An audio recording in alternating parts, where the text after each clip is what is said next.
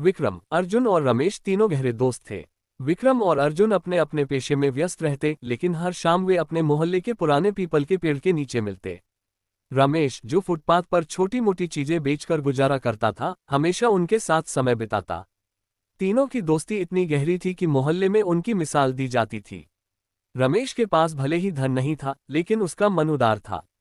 वह अपने आसपास के गरीब बच्चों को मुफ्त में पढ़ाता और उनकी छोटी मोटी जरूरतें पूरी करने में मदद करता। विक्रम और अर्जुन भी उसका साथ देते। विक्रम अपनी सैनिक की ट्रेनिंग का इस्तेमाल बच्चों को अनुशासन और आत्मरक्षा सिखाने में करता, जबकि अर्जुन पुलिस के रुतबे से मोहल्ले में शांति और सुरक्षा बनाए रखता। हर दिन रमेश और मोहल्ले के अन्य गरीब लोग एक दूसरे की मदद करते। कोई खाना बांटता तो कोई पुराने कपड़े।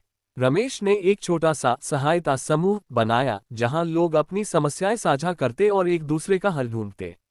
धीरे धीरे ये समूह मोहल्ले का एक महत्वपूर्ण हिस्सा बन गया। रमेश की मेहनत और निस्वार्थ सेवा की वजह से मोहल्ले में उसका सम्मान बढ़ने लगा। लोग उसे रमेश भाई कहकर बुलाने लगे। बच्चे उसे अपना गुरु मानते और बूढ़े उसकी सलाह लेने आते। विक्रम और अर्जुन को अपनी दोस्ती पर गर्व था, क्योंकि रमेश ने साबित कर दिया कि सच्ची दौलत दिल में होती है, धन में नहीं। एक दिन अर्जुन ने रमेश के सहायता समूह को डिजिटल बनाने का सुझाव दिया। विक्रम ने अपनी सैन्य कनेक्शंस का इस्तेमाल कर कुछ स्वयंसेवकों को जोड़ा, जिन्होंने एक ऑनलाइन प्लेटफॉर्म बनाया।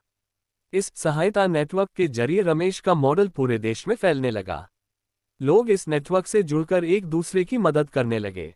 देखते ही देखते इस नेटवर्क से 15,000 लोग जुड़ गए और यह विश्व स्तर पर एक प्रेरणा बन गया।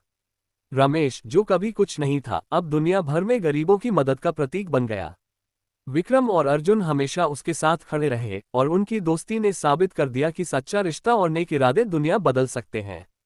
दोस्ती और सहायता का जाल बिछाकर कोई भी व्यक्ति, चाहे कितना भी गरीब हो, समाज में सम्मान और बदलाव ला सकता है।